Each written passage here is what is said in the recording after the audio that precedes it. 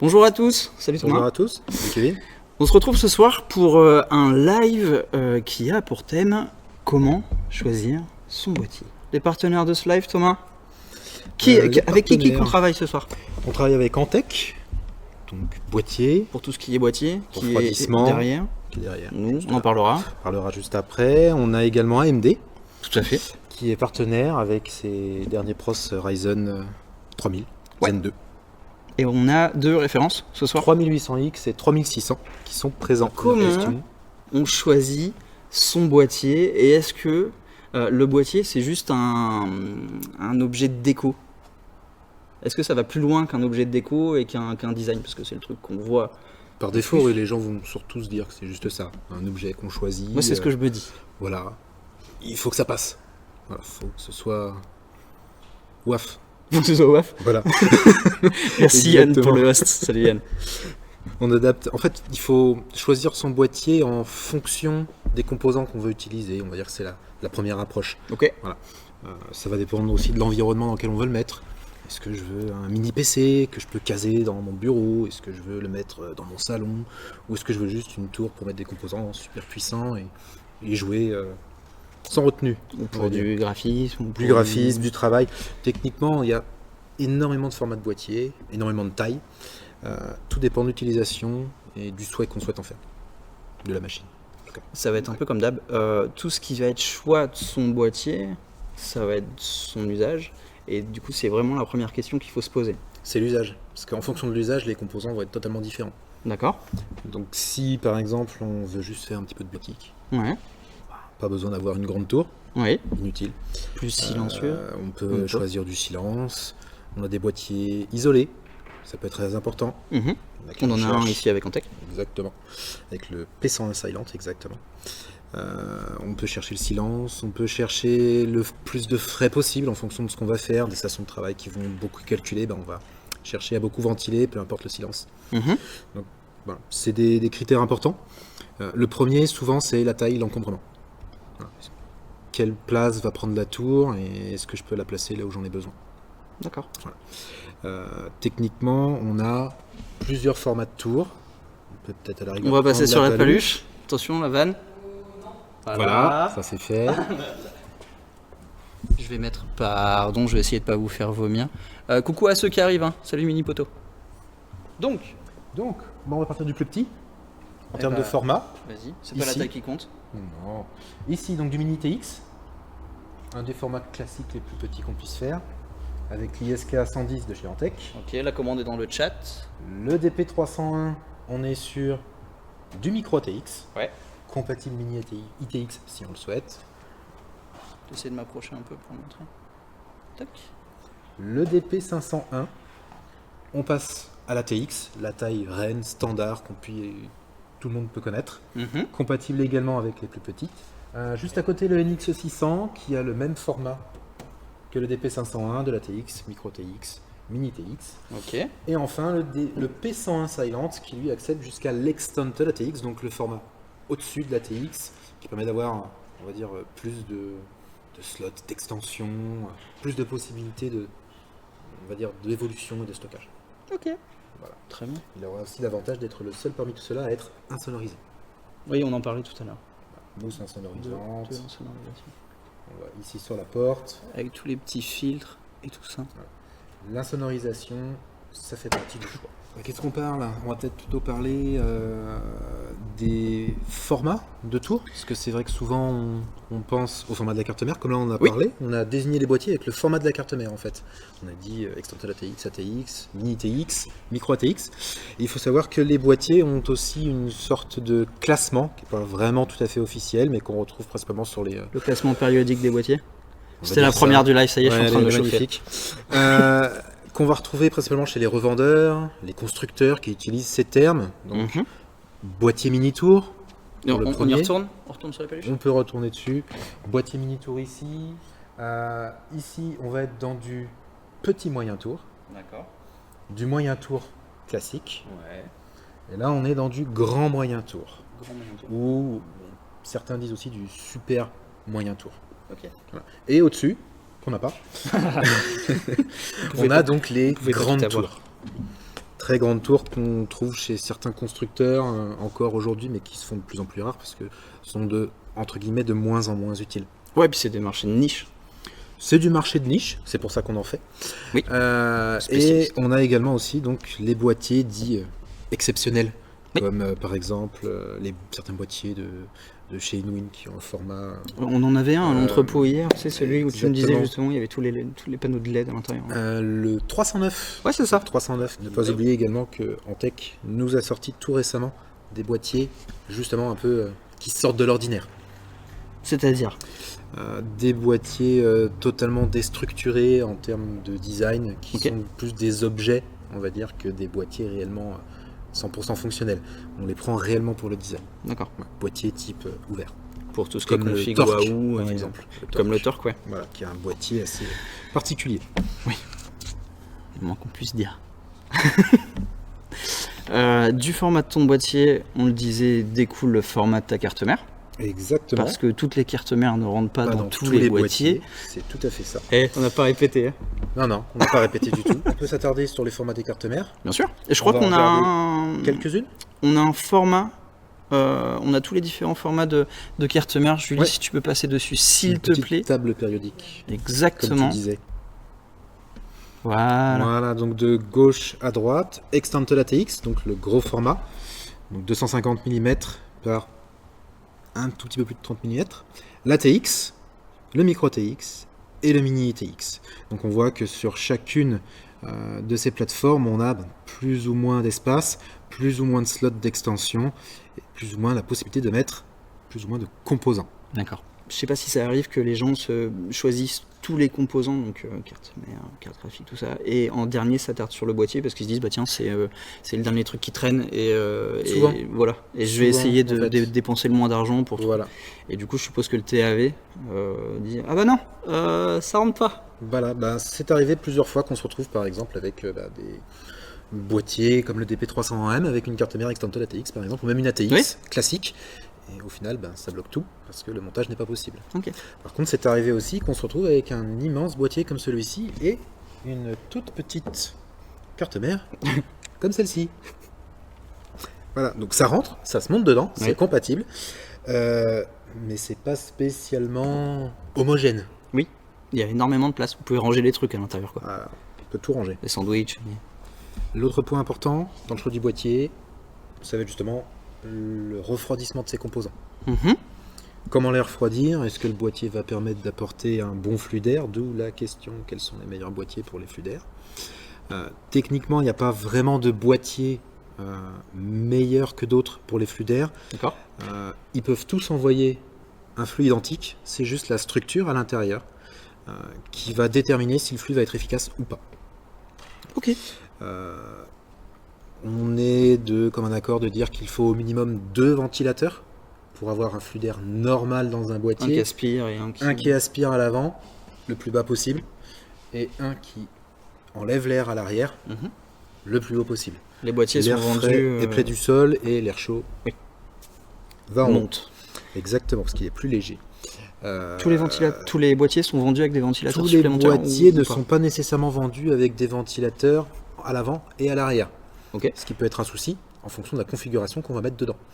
On a des boîtiers qui sont fournis par exemple qu'avec des ventilateurs à l'avant. D'accord. Ce Ça pose un qui est problème. le choix le moins bon. Pourquoi? Parce que ça fait rentrer de l'air frais, oui. Par contre, il n'y a aucune extraction de l'air chaud. D'accord. Mis à part, on va dire, le fait qu'elle s'échappe naturellement. Donc le mieux, quand on a un boîtier comme ça, c'est de prendre le ventilateur qui est devant et de le mettre derrière. Est-ce qu'on le sait ça que le boîtier, décidément je vais pas y arriver, que le boîtier est équipé de ventilateurs supplémentaires? Si je vais sur matériel.net par exemple sur Sur les fiches produits, on t'indique les emplacements et on t'indique également combien de ventilateurs sont fournis sur ces emplacements. Ok, c'est une vraie question, hein, je le savais pas du tout. C'est dans l'ordre, hein, c'est nombre d'emplacements à l'avant et dessous, nombre de ventilateurs fournis. D'accord. Ça permet tout de suite de savoir ce qu'on a.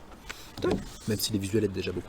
On continue sur les boîtiers, tu veux qu'on en présente un peut-être en détail? Eh ben, on va peut-être en présenter un en détail. Lequel tu veux? Je dirais même, on va peut-être en présenter un gros en détail. Tu veux me faire disparaître de l'écran en fait.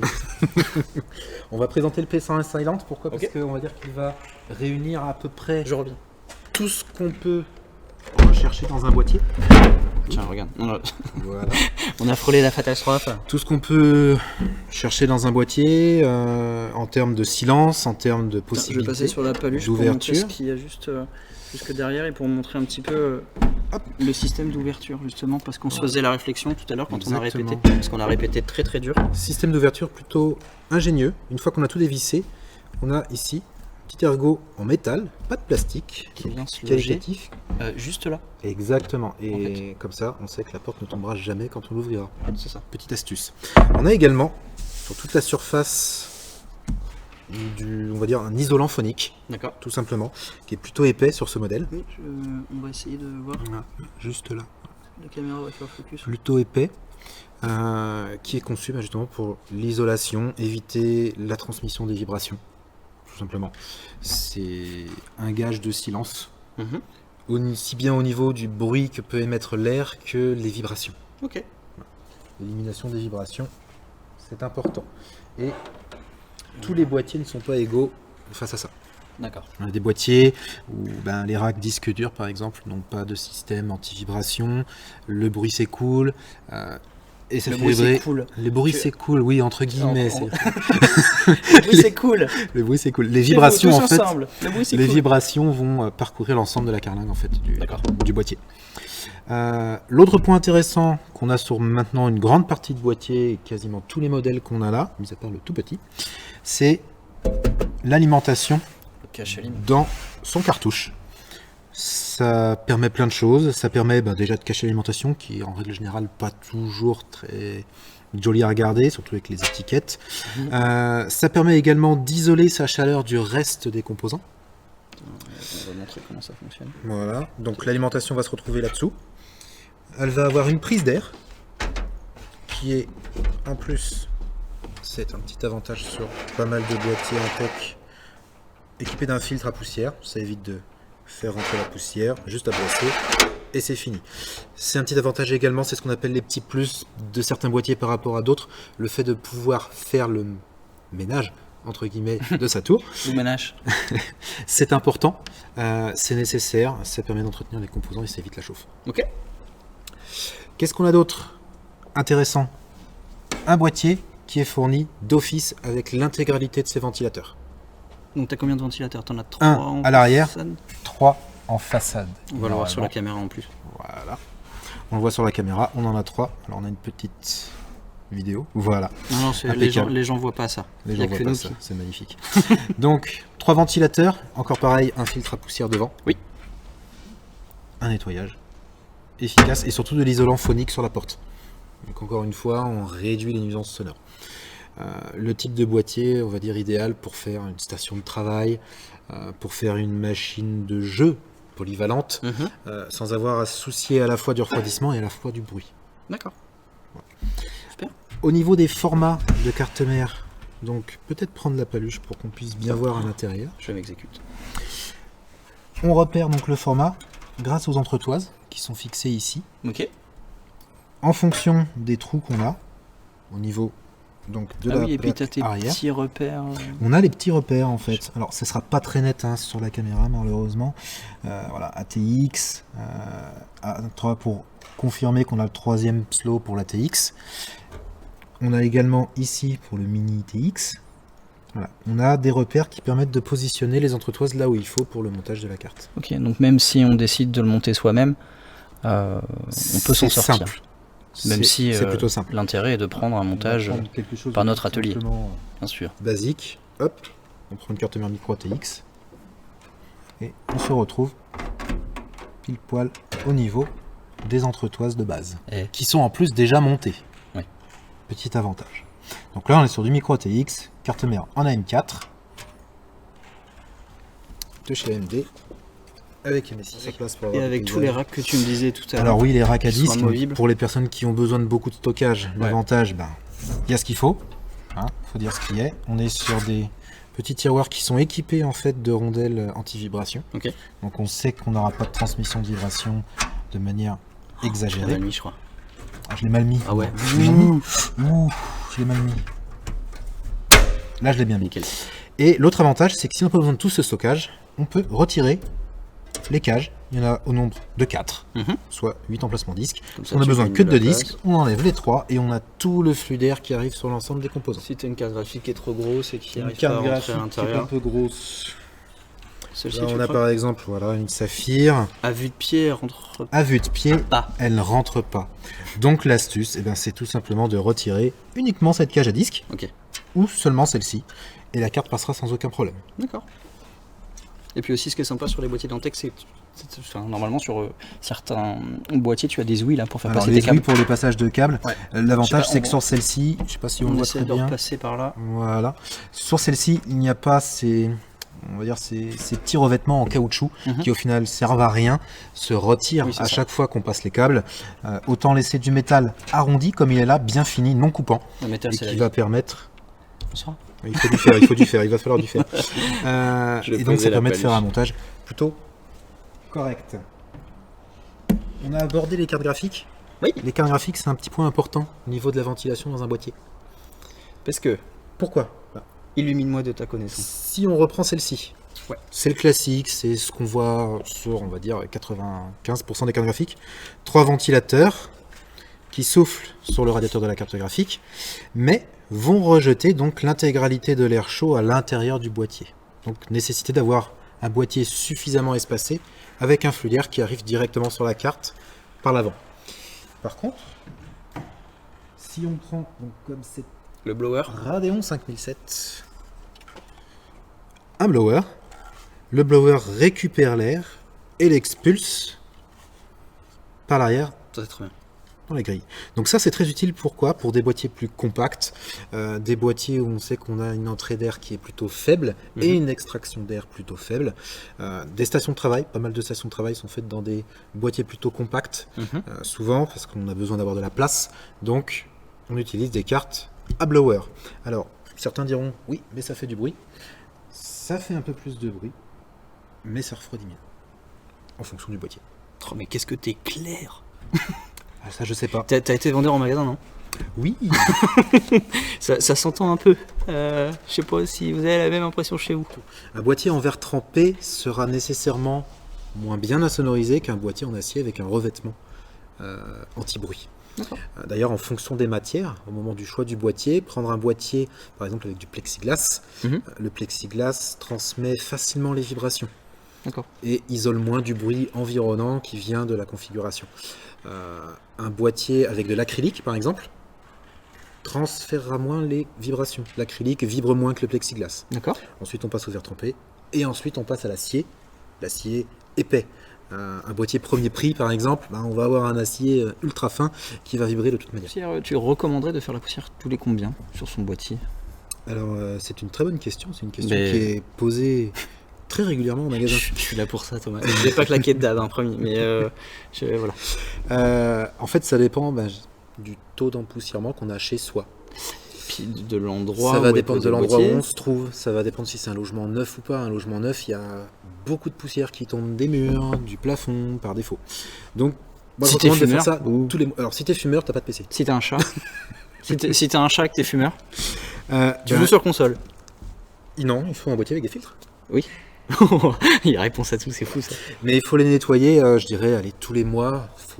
Faut vérifier. Si on voit qu'au bout d'un mois, il y a quand même pas mal de poussière, à ce moment-là, on fait tous les 15 jours. Voilà. Pourquoi? Parce que l'accumulation de poussière sur les filtres va avoir un effet plutôt négatif. Le flux d'air va être moindre. Donc, le PC va plus chauffer.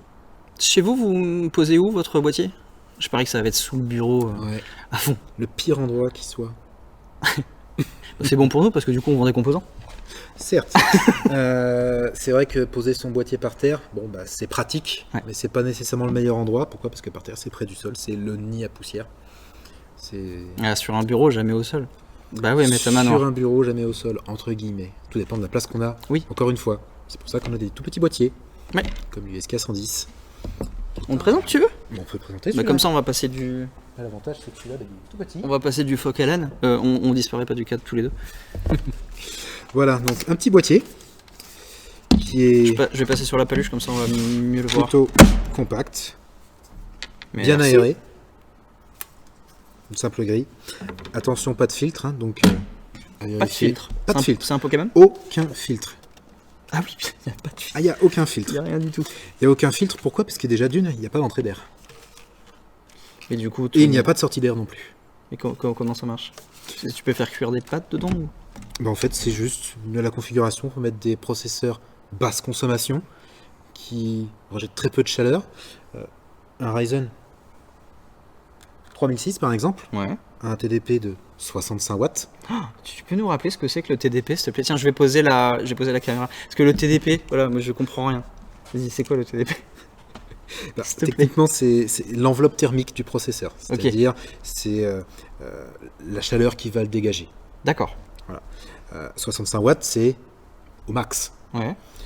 Dans une petite configuration comme celle-ci, qui va être conçue par exemple pour faire de la bureautique, un petit peu de traitement, photo, vidéo, mais de manière, on va dire, amateur, ce processeur-là va très peu chauffer. D'accord. Et donc, des systèmes de ventilation bas, peu épais, seront largement suffisants pour pouvoir le refroidir. D'accord.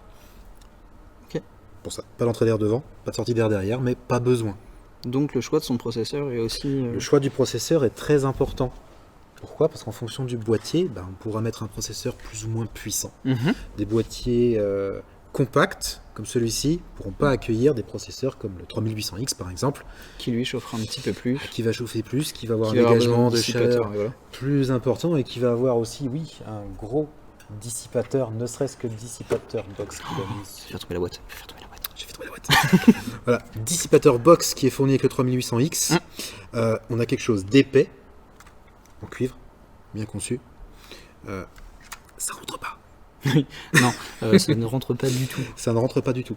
Donc non, c'est vraiment important de choisir son boîtier ou son composant en fonction également de là où on va pouvoir mettre sa machine. C'est sûr que si on se dit je vais mettre ça dans mon salon, on va pas pouvoir faire rentrer n'importe quoi. D'accord. Voilà, c'est important. C'était le même choix pour les cartes graphiques. Salut, merci. Grosse carte, petite carte, carte à blower, ça dépendra du boîtier et de l'endroit où on va mettre la machine. Ok. L'autre petit point avec ce type de boîtier, c'est l'alimentation. Tu la mets où? Où est-ce qu'on la met? Eh bien, elle est là, l'alimentation. C'est ça son alimentation? Exactement, les condos. Donc l'alimentation, c'est celle-ci. Elle D'accord. est toute petite. Ouais, je vais passer sur la Quatre peluche peluches. pour vous montrer. C'est la première fois que je vois un truc aussi petit. Voilà, c'est une alimentation, alors autant dire qu'elle Tout est sujet propriétaire, elle est liée à ce boîtier-là. Pour la changer, faut voir en tech. Ok. Voilà, tu peux pas mettre l'alimentation que tu veux, mais au moins on sait que c'est... Les garanties constructeurs sont les mêmes de toute façon pour tous les boîtiers. Tous les boîtiers ont les mêmes durées de garantie constructeur chez Antec, entre 2 ans et 3 ans.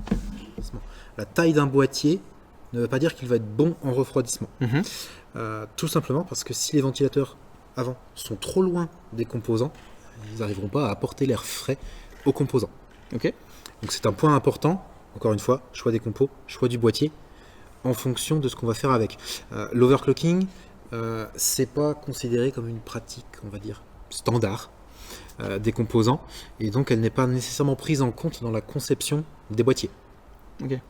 Les constructeurs ne prennent pas. Ils vont pas prendre ça ça en compte pour la conception des boîtiers, ils vont D'accord. prendre en compte une configuration classique utilisée de manière, entre guillemets encore, standard. En fait, choisir son boîtier, ça a l'air d'être encore plus compliqué ou au même niveau que n'importe quel composant en fait. Il faut le faire en tout état de cause et bien analyser son besoin pour pouvoir connaître chaussure à son pied. On peut dire ça. Ça a l'air d'être comme dire ça. Il faut pas le considérer comme la dernière roue du carrosse. Voilà, c'est une erreur que beaucoup font. On se dit, le boîtier, c'est la fin du budget. Il ne vaut mieux pas, parce qu'après on a des surprises. Encore une fois, quel est le meilleur boîtier? Ça va dépendre des composants qu'on va mettre dedans. Ça va dépendre de ce que vous allez faire avec le boîtier et où vous allez vouloir le mettre. Voilà. Il n'y a pas de meilleur boîtier chez un constructeur, tout dépend de ce qu'on a besoin de faire avec. L'éducation aussi, elle est aussi là. Où est-ce qu'on met le boîtier, qu'est-ce qu'on va faire avec sa config, qu'est-ce qu'on va faire avec la configuration, et aussi ça dépend, il faut que ça reste cohérent. On va pas mettre un processeur à 2000 € dans un boîtier à 30 € ou à 50 € même. C'est pas cohérent. Voilà, il y a quelque chose qui va pas, dans le sens où une grosse carte graphique va forcément plus chauffer, plus consommer, aura besoin d'un meilleur flux d'air. Donc un boîtier qui n'a pas un bon écoulement de l'air, un boîtier qui n'a pas de filtre à poussière pour empêcher la chauffe, ne sera pas adapté, tout simplement. Comment on connaît le sens des ventilateurs? Alors c'est tout simple. C'est sur le ventilateur. C'est indiqué sur le ventilateur. On va d'ailleurs prendre un petit ventilateur.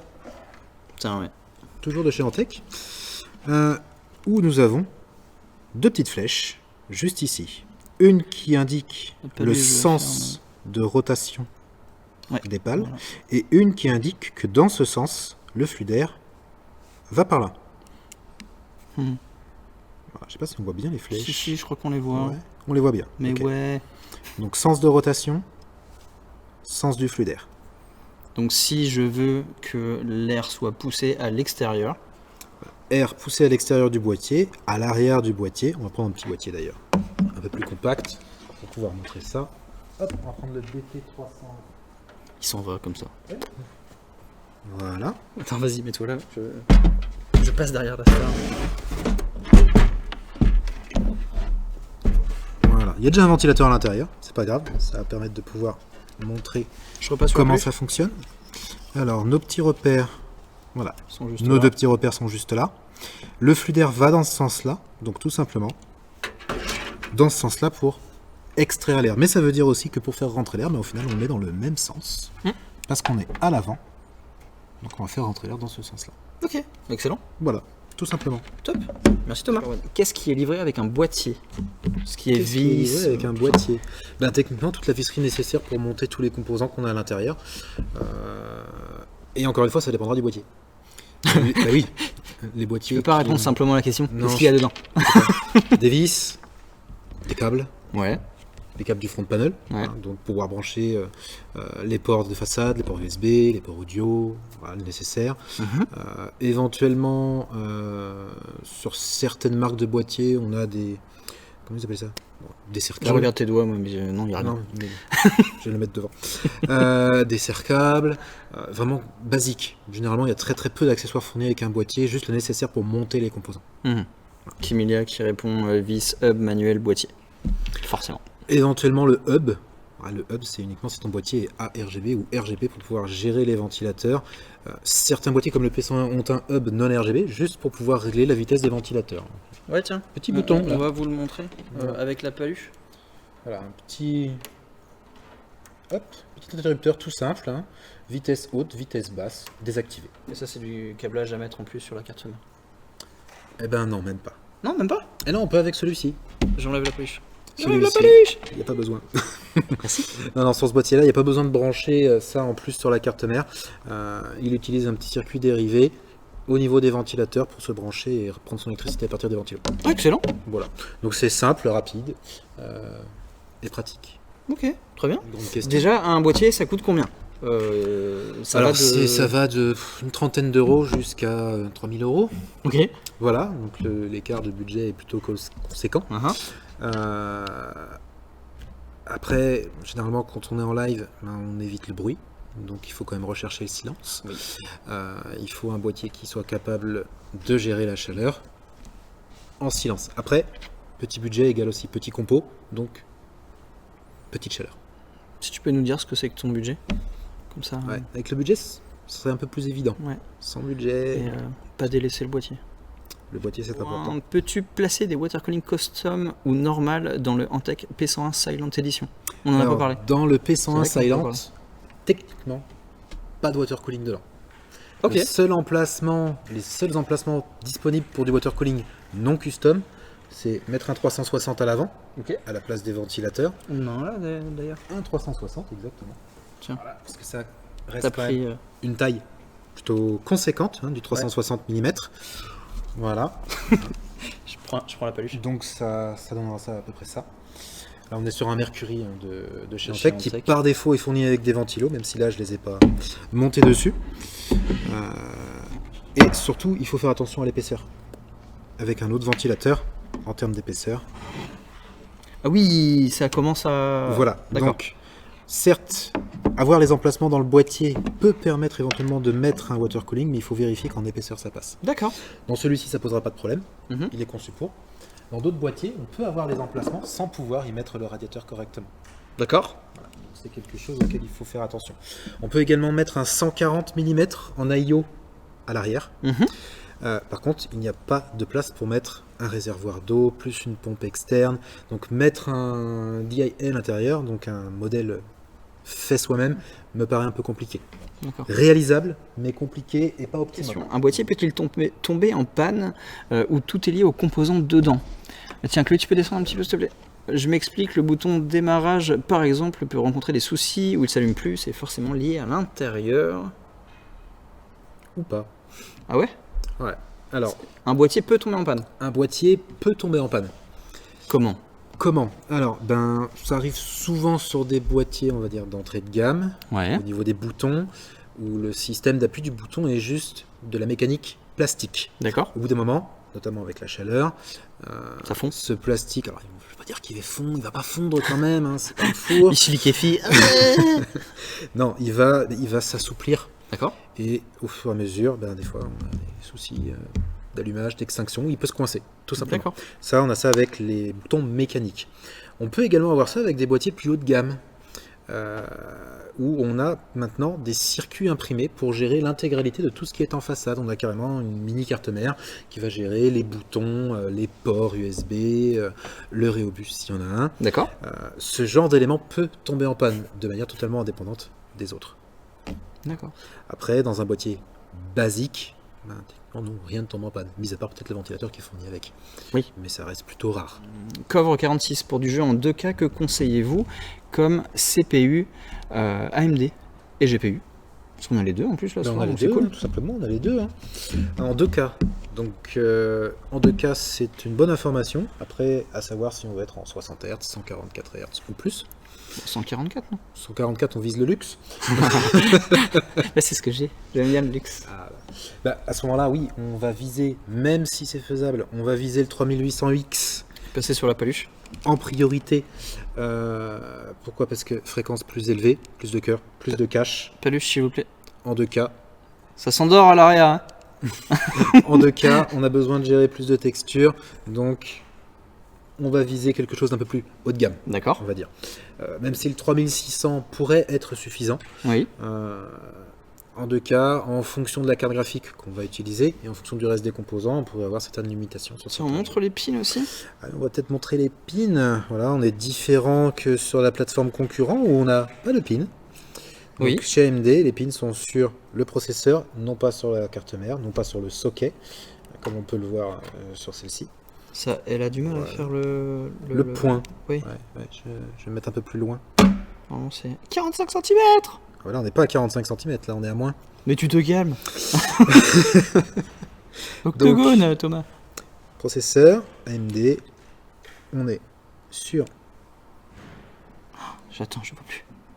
Ta main à la main. Je suis perdu. Alors, surtout si je mets pas le bon. Dans le Oh bon mon sens, Dieu. ça va pas le faire. Voilà. Ah. Donc, t'as raté. Oui, j'ai raté. Bah oui, j'ai raté. raté. Il y a eu un changement de plan. Changement de plan. Donc, c'est pas grave. Là, on a donc notre processeur Ryzen 3800X sur sa carte mère. Mhm. Et Le donc, format de la carte mère? micro ATX. Micro ATX. Bien évidemment. Donc, un format largement suffisant pour pouvoir jouer en 2K. D'accord. Pas nécessairement besoin de prendre de l'ATX, de l'extended ATX. Ouais. Quel que soit le format de carte mère, on peut faire ce qu'on souhaite faire. Ok. Je vais reposer la peluche. C'est l'avantage. Merci. Du coup, ça c'était pour du 2K. Du 2K, en si termes on- de carte graphique, important. Oui, 2K. carte graphique. Oui, carte graphique. Carte graphique, 2K. Dis-moi tout. Tout toujours en restant chez notre partenaire AMD, on peut aller sur de la 5700 tout court, la 5700 XT. Et si on ne tient pas nécessairement à monter à 144 Hz, 590, 580, c'est suffisant. ok. Après, petit intérêt toujours au niveau du choix du boîtier. Oui. La taille du refroidissement. Oui. Air. On a beaucoup parlé d'IO, water cooling. En fonction du boîtier qu'on choisit ou en fonction du refroidissement qu'on va choisir, il faut faire attention à la taille du boîtier. Mhm. On a des petits boîtiers qui vont accepter de gros refroidissements et des grands boîtiers qui vont avoir du mal à accepter le gros refroidissement. En termes de refroidissement, on a le top flow, donc Ouais. un radiateur simple, comme on a sur les radiateurs fournis avec les processeurs AMD. Les Redbox. On a un Radbox avec un simple petit radiateur de base Oui. et un ventilateur posé dessus. Donc là, qu'est-ce qui se passe? L'air souffle sur le radiateur. Mhm. C'est ce qu'il y a de plus basique et de plus simple. Ensuite, on a les radiateurs, ce qu'on appelle en tour, tout simplement. Radiateur tower, où on a le ventilateur qui va venir souffler sur les différentes ailettes du radiateur pour refroidir le liquide qui passe dans les pipe. Ce type de radiateur peut avoir différentes tailles. On peut avoir comme celui-ci du 12-13 cm de hauteur à 18 Ouais, j'en ai cm de vu des hauteur, énormes déjà. comme du Darkrock Pro 4 de chez Bicoyote par exemple, qui lui sera même quasiment du double tower. On a une tour, une seconde avec 2 ventilateurs, où là, pour le faire rentrer dans certains boîtiers, ne serait-ce que dans un DP501, un gros refroidissement comme celui-ci ne passera pas. Ok. Voilà, il faudra viser quelque chose d'un peu plus modeste en termes de taille, mais qui ne sera pas nécessairement moins efficace. D'accord. Donc pour revenir sur les cartes mères, Ouais. on a présenté déjà la Micro ATX, on a présenté en début de live la Mini ITX. Oui. L'ATX, le format que tout le monde connaît, donc c'est celui-ci. On est sur un format classique, c'est celui qu'on voit dans, Tu veux un coup de paluche? si c'est nécessaire, c'est celui qu'on voit dans la plupart des boîtiers, dans la plupart des configurations sur Matnet, c'est l'ATX. Pourquoi? Parce que c'est le format le plus pratique en termes de taille. Il rentre dans tous les boîtiers dits standards D'accord. et on a largement suffisamment de quoi brancher tout ce qu'on souhaite brancher. C'est évolutif, c'est. Voilà, il n'y a ce qu'on pas recherche sur une de... carte mère, quoi. Si on veut brancher jusqu'à 4 disques, il y a la marge, il y a tout ce qu'il faut. Après, on a le format entre guillemets un peu exceptionnel qui est là pour le luxe, qui est là pour Moi, je suis là pour ça. Hein. le design, bref, luxe, cam et volupté, c'est ça. C'est ça. Eh, on a donc l'Extended ATX, voilà, qui nous sort C'est le IATX. Le EATX. ATX, exactement. c'est ça. ATX, IATX, En qui fait, va je nous suis sortir des monstres de ce style. Là, on est sur une X570, donc la dernière plateforme AM4 pour les dernières Radeon de chez AMD. On est sur une carte mère quasiment totalement carénée, Ouais. de tous les côtés, plutôt lourde. Est-ce qu'il y a un ventilateur aussi dans la Alors, carte le ou pas ventilateur, il est là.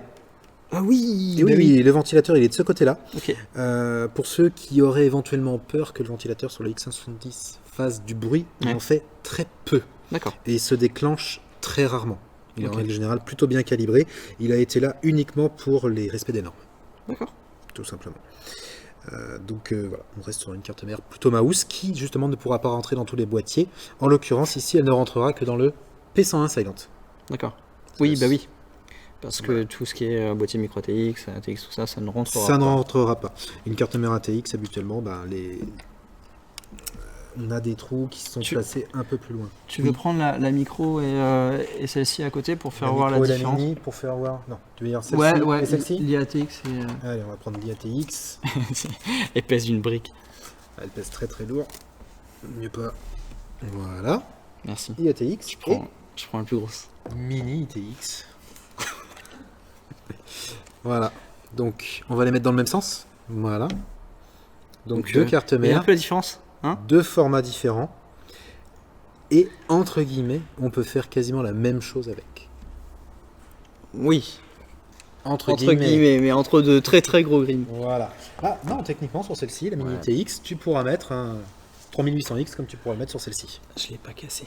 C'est juste qu'il faudra pas trop faire le gâteau. Rebondissons Eh ben écoute. sur le passe-câble. Ah pardon. D'accord. On a parlé chaud, du moi. cable management au moment justement du RGB. Oui. C'est aussi un point important dans le choix du boîtier. Plus on a de composants, plus on aura de câbles à passer. Donc par conséquent, il faut avoir Comment on s'arrange pour que ce suffisamment soit, d'espace dans le boîtier pour pouvoir faire passer ces câbles, les ranger proprement, comme le font les monteurs Ouais. chez Matnet. Parce que moi en fait Tu tasses. je tape et puis Voilà, je on ferme. tasse bien. Ouais. Non, c'est vraiment important de faire un bon passage de câble, mais pour ça, il faut avoir un boîtier qui autorise un bon passage de câble. Un mauvais câblage, ça obstrue l'air, donc ça chauffe. Tu veux qu'on Et en ça montre crée un? du bruit. Eh ben, on peut en montrer un. Dis-moi. Choisis. Allez, on va prendre le NX600 pour changer. Je voulais faire chiffonnier. Voilà. Et je vais essayer de rien casser. Ça regarde. Ça veut dire qu'il faut enlever l'autre porte. Bah oui. Et on a prévu qu'un seul côté. Ouais. Bon, ça va encore, c'est pas le plus compliqué. Continuez à nous poser vos questions. On est là. Encore pour 20 minutes, une demi-heure. Salut Gizmo. Bah tiens, attends. Là, tu vois, en plus. Et tourner les serviettes. Bonsoir. Voilà, il fallait que je la fasse. À chaque fois que je la fais, Ouais. celle-là, je l'aime bien. Obligé. Ouais. Alors, on voit justement un Ouais. petit contrôleur Ouais. qui va gérer la partie ARGB Tiens, attends. donc, du boîtier. Voilà, juste ici. Ça c'est Thomas, Le ça c'est le contrôleur. boîtier, ça c'est Thomas, ça c'est le Ouais. boîtier. Voilà, vas-y. On regarde le contrôleur. Donc, ce qui va chauffer le plus là-dedans, c'est ça. La petite puce. Ok. C'est ça qui va chauffer. Là, on a eu quelque chose d'intelligent de la part d'Antec. C'est qu'ils ont collé le hub avec une mousse isolante. Ouais, Alors, on la voit pas très bien. voilà. Voilà, une mousse isolante plutôt épaisse. Donc l'avantage, c'est qu'il ne va pas dispenser sa chaleur sur la carcasse du boîtier. Donc, On a beaucoup de boîtiers où chauffer. le contrôleur est juste vissé à même des trous de vis en métal sur la caringue. Et là, ça propage de la chaleur. Ok. Plus il y aura de ventilateurs branchés et de LED branchés, plus ça chauffera. D'accord. Le passage de câble, on voit tout simplement que dans ce boîtier-là, on a à peu près 1,8 cm. Ouais, c'est une goulotte en fait. Voilà, en fait, toute cette partie-là peut servir de passage de câble. Sur le câble. Le câble. Ça y est. Voilà, je suis T'arrives au bout en PLS. En fait, ça peut s'enlever. Exactement. Ouais, Ici. tu peux l'enlever, vas-y. Ouais, j'ai peur parce Non, que je. Ah là là. Moi, je préfère te laisser faire. Hop. En fait, on a une petite vis. Hein. Donc Ah bah techniquement, voilà. Tu vois, c'est pour ça, moi j'aurais forcé. c'est pour ça, t'aurais forcé. Ouais. Deux manettes, une petite vis, on le retire et on peut faire passer Tous ces câbles. pas mal de câbles dedans. Ça évite de les voir, c'est plus esthétique et surtout ça permet d'avoir un flux d'air nickel dans la configuration. D'où le choix aussi de prendre une orientation modulaire ou semi-modulaire pour ne pas avoir une quantité impressionnante de câbles à cacher quelque part. Et le plus important, c'est d'avoir une alimentation bien équilibrée. Ça va, Thomas? Ouais. Ouais. Ouais. Où ça va? Ouais, j'avoue. Voilà. Donc le cable management, c'est important. Oui.